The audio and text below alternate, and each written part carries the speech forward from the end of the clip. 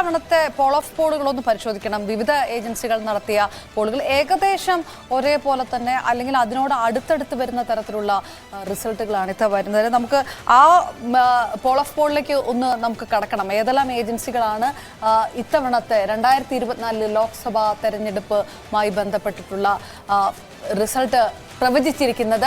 നമ്മൾ news 18 mega exit പോളിലേക്ക് തന്നെ ആദ്യം കടക്കുമ്പോൾ ഈ പറഞ്ഞതുപോലെ തന്നെ 355 മുതൽ 370 വരെ സീറ്റുകൾ NDAക്ക് കിട്ടുമെന്ന് പറയുകയും അതേസമയം ഇന്ത്യ മുന്നണി 125 തൊട്ട് 140 സീറ്റ് വരെ എന്ന രീതിയിലാണ് 42 മുതൽ 52 വരെ എന്നുള്ളതാണ് കണക്ക്. ഇതിന്റെ ഏറ്റവും പ്രധാനപ്പെട്ട പ്രത്യേകത BJP ഒറ്റയ്ക്ക് 272 എന്നുള്ള മാർക്ക് കടന്നുകൊണ്ട് അല്ലെങ്കിൽ 300 എന്നുള്ള മാർക്ക് അടക്കം കടന്നുകൊണ്ട് BJPക്ക് വിജയിക്കാൻ ആകും എന്ന തരത്തിലാണ് ന്യൂസ് 18ന്റെ മെഗാ എക്സിറ്റ് പോളുകൾ വന്നത്.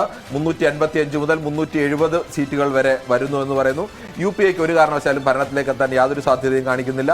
125 മുതൽ 140 വരെയാണ്. ഈ 42-52 എന്ന് പറയുന്നതിനുള്ളിൽ തൃണമൂൽ കോൺഗ്രസ് കൂടി ഇന്ത്യ മുന്നണിയുടെ ഭാഗമാണോ അല്ലയോ എന്നൊക്കെ ഇപ്പോൾ തർക്കിച്ചു നിൽക്കുന്ന തൃണമൂൽ കോൺഗ്രസിനെ തൽക്കാലം ഔദ്യോഗികമായ ഭാഗമല്ലാത്തതുകൊണ്ടാണ് അതേഴ്സിനകത്ത് വരുന്നത്. അല്ലെങ്കിൽ അതേഴ്സ് അതുകൂടി ചേർന്ന് കഴിഞ്ഞാൽ ഈ 140 എന്ന് പറയുന്നത് ചിലപ്പോൾ 170-ലേക്കോ 160-ലേക്കോ എത്താം. എന്നാലും ഒരു കാരണവശാലും ഭരണത്തിലേക്ക് എത്തില്ല എന്ന് തന്നെയാണ് ന്യൂസ് 18ന്റെ മെഗാ എക്സിറ്റ് പോൾ ഫലം പ്രവചിക്കുന്നത്. ആക്സിസ് മൈ ഇന്ത്യ അടുത്ത ഏജൻസിയിലേക്ക് നമ്മൾ കടക്കുമ്പോൾ 361 മുതൽ 400 കടക്കുമെന്ന് പ്രവചിച്ചിരിക്കുന്നത് 3 ഏജൻസികളാണ്. അത് ഒന്ന് ആക്സിസ് മൈ ഇന്ത്യ ആണ്, 361 തൊട്ട് 401 വരെ. അതേസമയം ഇന്ത്യ മുന്നണി 131 മുതൽ 166 വരെ. കഴിഞ്ഞ 8 തൊട്ട് 20 വരെയാണ് മറ്റുള്ളവർക്ക് താരതമ്യേന കുറവാണ്. മറ്റുള്ളവർ നേടുമെന്ന് പറയുന്ന ഒരു കണക്ക് ആക്സിസ് മൈ ഇന്ത്യയുടെ ഒരു കണക്ക്. ഈ കണക്കിനകത്ത് അതേഴ്സിന്റെ കണക്കിൽ ഒരു ചെറിയ വ്യത്യാസം കൂടി ഞാൻ പ്രേക്ഷകരോട് പറയുകയാണ്. അതേഴ്സിന്റെ കണക്കിൽ ചില ഏജൻസികൾ തൃണമൂൽ കോൺഗ്രസിനെ പലരും 10 മുതൽ 20 സീറ്റ് വരെയൊക്കെ ബംഗാളിൽ അവർ നൽകിയിട്ടുണ്ട്. 42 സീറ്റുകളിൽ ആ സീറ്റുകൾ ചിലർ ഇന്ത്യ മുന്നണിയുടെ ഭാഗമായി നൽകിയിട്ടുണ്ട്, ചിലർ അങ്ങനെയല്ല, സാങ്കേതികമായി പറഞ്ഞല്ല എന്നതുകൊണ്ട് അല്ലാതെ മദേഴ്സ് എന്ന രീതിയിൽ നൽകിയിട്ടുണ്ട്. പക്ഷേ ഇതെല്ലാം ചേർന്നാലും ഒരു കാരണവശാലും ഈ ആക്സിസ് മൈ ഇന്ത്യയുടെ കണക്കനുസരിച്ച് 361, 401 എന്ന് പറയുന്നത് ഒരിക്കൽ മാത്രം കോൺഗ്രസിന് ഇന്ദിരാഗാന്ധിയുടെ മരണശേഷം മാത്രമാണ് കോൺഗ്രസിന് 400 എന്ന മാർക്ക് ഇന്ത്യയുടെ ഈ ദീർഘമായ 75 വർഷത്തെ ചരിത്രത്തിൽ ഏതെങ്കിലും ഒരു പാർട്ടിക്കോ മുന്നണിക്കോ മറികടക്കാൻ കഴിഞ്ഞിട്ടുള്ളത്. അത് കോൺഗ്രസിന് മാത്രമാണ്. അത് ഇപ്പോൾ 401 എന്നുള്ള കണക്ക് ആക്സിസ് മൈ ഇന്ത്യ പരമാവധി കണക്കായി നൽകുന്നുണ്ട്. ഇനി നമുക്ക് സി വോട്ടറിലേക്ക് പോവുകയാണെങ്കിൽ സി വോട്ടറും ഏകദേശം ഇപ്പൊ നമ്മൾ പറഞ്ഞു വരുന്നതെല്ലാം ഏകദേശം അടുത്ത് വരുന്ന കണക്കുകളാണ് എന്നുള്ളതാണ്.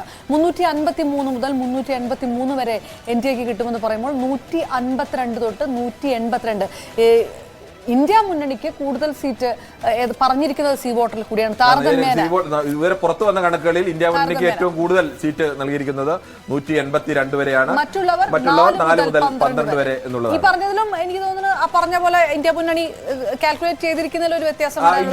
ഇന്ത്യ മുന്നണിയുടെ കാൽക്കുലേഷൻ അത് ചെറിയ വ്യത്യാസം എപ്പോഴും വരുന്നത് തൃണമൂൽ കോൺഗ്രസിന് ലഭിക്കുന്ന ഒരു 20 സീറ്റ് 25 സീറ്റിന്റെ വ്യത്യാസം എപ്പോഴും വരുന്നുണ്ട്. ഓരോ ഏജൻസികളും പല തരത്തിലാണ് കണക്കുകൂട്ടിയിരിക്കുന്നത്. ഇന്ത്യ മുന്നണിയുടെ ഭാഗമാണോ ഔദ്യോഗികമായി TMC എന്ന് ചോദിച്ചാൽ ഇന്ത്യ മുന്നണിയുടെ ഭാഗമല്ല എന്ന് പറയേണ്ടി വരും. പക്ഷേ ഇന്ത്യ മുന്നണിയുടെ ഭാഗമായിട്ടൊക്കെ നിൽക്കുകയാണ്. അങ്ങനെ ആ മുന്നണിക്ക് ഒരു സംവിധാനമോ അങ്ങനെ ഒരു കൃത്യമായ ക്രമമൊന്നും ഇല്ലാത്തതിനാൽ അത് ഓരോ ഏജൻസികളും അവരുടെ സൗകര്യപ്രദമായിട്ടാണ് ഇന്ത്യ മുന്നണിയുടെ ഭാഗമായിട്ടും അതേഴ്സിന്റെ കൂട്ടത്തിലും ഒക്കെ പെടുത്തിയിരിക്കുന്നത്. പക്ഷേ അതിലൊന്നും അത്ര പ്രസക്തമല്ല. കാരണം ഇപ്പുറത്ത് വിജയം അത്രത്തോളം ആധികാരികമായിട്ടാണ്. ടുഡേസ് ചാണക്യാണെങ്കിൽ കഴിഞ്ഞ വർഷം ടുഡേസ് ചാണക്യയുടെ കണക്ക് ഏറ്റവും അടുത്തെത്തിയ കണക്കുകളിലൊന്ന് ടുഡേസ് ചാണക്യയുടെ കണക്കായിരുന്നു. ആ ടുഡേസ് ചാണക്യ പറയുന്നത് 385 മുതൽ 415 വരെ എന്നുള്ളതാണ്. മോദി പറയുന്ന 400 മറികടക്കും എന്നുള്ളതിനെ ടുഡേസ് ചാണക്യ ആധികാരികമായി തന്നെ പറയുന്നു. 385, 415 എന്ന് പറഞ്ഞാൽ സ്വാഭാവികമായും അതിന് മിഡിൽ വന്നാൽ പോലും ഏകദേശം 400 എത്താൻ സാധ്യതയുണ്ട്. ടുഡേസ് ചാണക്യാണ് ഏറ്റവും കുറവ് സീറ്റ് ഇന്ത്യ മുന്നണിക്ക് പറയുകയും ചെയ്തിരിക്കുന്നത് 96 മുതൽ 118. അങ്ങനെയാണെങ്കിൽ കോൺഗ്രസ് സ്വാഭാവികമായും 80 സീറ്റിലോ 70 സീറ്റിലോ ഒക്കെ കോൺഗ്രസ് അല്ലെങ്കിൽ അതിലും താഴേട്ടോ ഒക്കെ കോൺഗ്രസ് സ്വാഭാവികമായി ഒതുങ്ങേണ്ടി വരും. എന്നാൽ ഈ പാർട്ടികളെല്ലാം തന്നെ തമിഴ്നാട്ടിൽ DMKക്ക് മെച്ചപ്പെട്ട ഒരു വിജയം നൽകുന്നുണ്ട്. സ്വാഭാവികമായും 25 സീറ്റെങ്കിലും DMKക്ക് ഈ പാർട്ടികൾ ഏറെക്കുറെ എല്ലാ ഏജൻസികളും നൽകുന്നുണ്ട്. അങ്ങനെ ഏജൻസികൾ നൽകി കഴിഞ്ഞാൽ ഈ 96-ൽ നിന്ന് 25 സീറ്റ് കൂടി കുറച്ചു കഴിഞ്ഞാൽ കോൺഗ്രസിന്റെ അവസ്ഥ ഏറ്റവും പ്രധാനപ്പെട്ട ഇന്ത്യ മുന്നണിയുടെ ഒരു പാർട്ടിയെ തന്നെ പറയുകയാണ്. അങ്ങനെ വരുമ്പോൾ കോൺഗ്രസ് 60-ലോ 65-ലോ ഒക്കെ നിൽക്കേണ്ട ഒരു അവസ്ഥയിലേക്ക് സ്വാഭാവികമായി എത്തും എന്നുള്ളതാണ് ടുഡേസ് ചാണക്യയുടെ കണക്ക്. CNXന്റെ കണക്കാണെങ്കിൽ 371, 401 എന്നുള്ള കണക്കാണ്. 109, 139 എന്നുള്ളതാണ് ഇന്ത്യ മുന്നണിക്ക് നൽകുന്നത്. 28, 38 എന്നുള്ള കണക്കാണ് അദേശത്തിന് നൽകുന്നത്. ETGയുടെ കണക്കിൽ വരുമ്പോൾ 358 എന്നുള്ള കണക്ക് NDAക്കും ഇന്ത്യ മുന്നണിക്ക് 132, അതേഴ്സ് 53. അപ്പോൾ നമ്മളിപ്പോൾ ഈ 6 ഏജൻസികളുടെ കണക്ക് ഈ ഒറ്റ നോട്ടത്തിൽ എടുക്കുമ്പോൾ ഏകദേശം ഒരു 350, 360 ആ ഇടയിൽ നിൽക്കുന്ന ചെറുതും വലുതുമായ ഏകദേശം 20ഓളം കണക്കുകളാണ് പുറത്തു വന്നത്. അതിൽ ചില ഏജൻസികളെങ്കിലും അങ്ങനെ മുൻപരിചയമുള്ള ഏജൻസികളൊന്നുമല്ല. ചില പ്രാദേശിക പത്രങ്ങളൊക്കെ നടത്തിയ കണക്കുകളും ഒക്കെ ഇതിലുണ്ട്. അത്തരം കണക്കുകൾ നമ്മൾ എടുത്തിട്ടില്ല. പ്രധാനപ്പെട്ടതെന്ന് നമ്മൾ വിലയിരുത്തുന്ന ഏജൻസികളിൽ പ്രധാനപ്പെട്ട ഒരു 6 എണ്ണമാണ് നമ്മൾ എടുത്തിരിക്കുന്നത്.